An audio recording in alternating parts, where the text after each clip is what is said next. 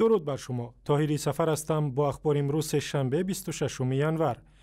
بانک ملی تاجیکستان پیشنهاد کرده است برای معاملات غیر قانونی با اسعار خارجی در قلمرو کشور جزای سخت‌تر و تا 9 سال زندان مقرر کرده شود.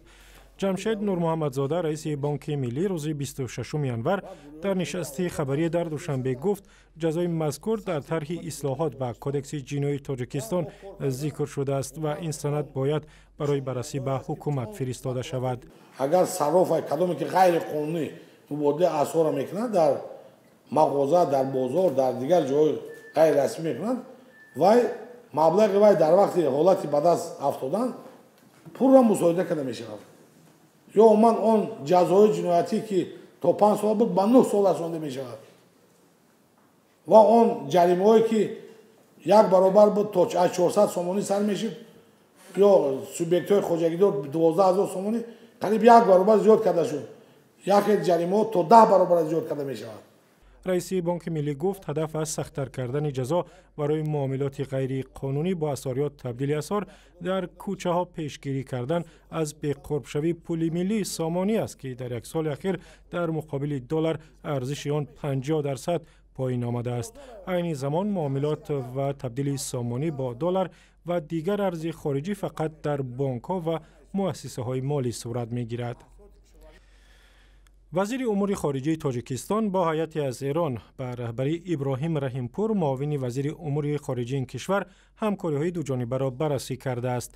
دفتر مطبوعات وزارت روز 26 ینور خبر داد که ضمن گفتگوی سیراج الدین اسلف با هیئت رسمی ایران در روز دوشنبه همکاری‌های دوجانبه و مبارزه با خطرهای امنیتی و منطقوی بررسی شد.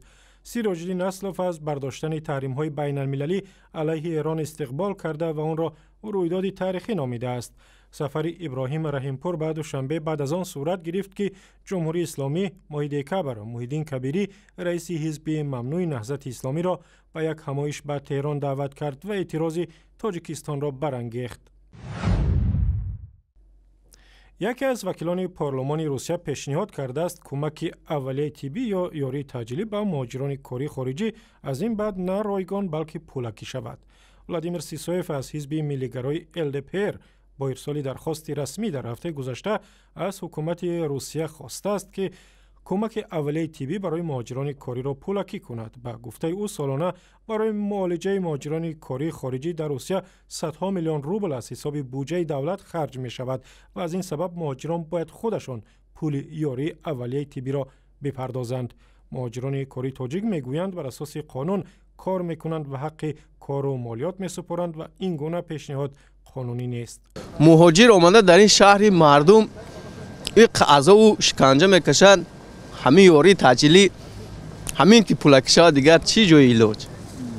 در روسیه میلیون ها مهاجر از آسیای مرکزی و از جمله صدها هزار مهاجر تاجیک کار و اقامت میکنند و صدها نفرشان روزانه به کمک اولیه طبی محتاج میشوند.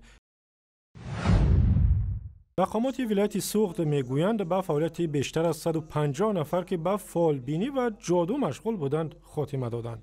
سهراب رستموف نماینده کمیته دین و تنظیم رسم آیین‌ها در حکومت ولایت سوخت روز 25 ینور گفت تمام آنهایی را که به این فعالیت غیر قانونی مشغول بودند نامنویس کردند و بعضی را جزای مأموری دادند. 179 نفر بود. آنها اکثریت فعالیتشان از بس که طلبات قانونگذاری به جوابگو نیست، یعنی اجازتنامه ندارند، آنها فعالیتشان را چی کردند؟ قطع کردند. در تاجیکستان سال 2007 فالبینی و سحر و جادو را ممنوع کردند و برای این گونه عمل افراد گناهکار از 1600 تا 4000 سامانی جریمه می شوند. و اخباری از این هم بیشتر در وبسایت رادیو آزادی، در صفحه های ما در فیسبوک، توییتر و یوتیوب و هم زمینه رادیو آزادی برای تلفن های همراه.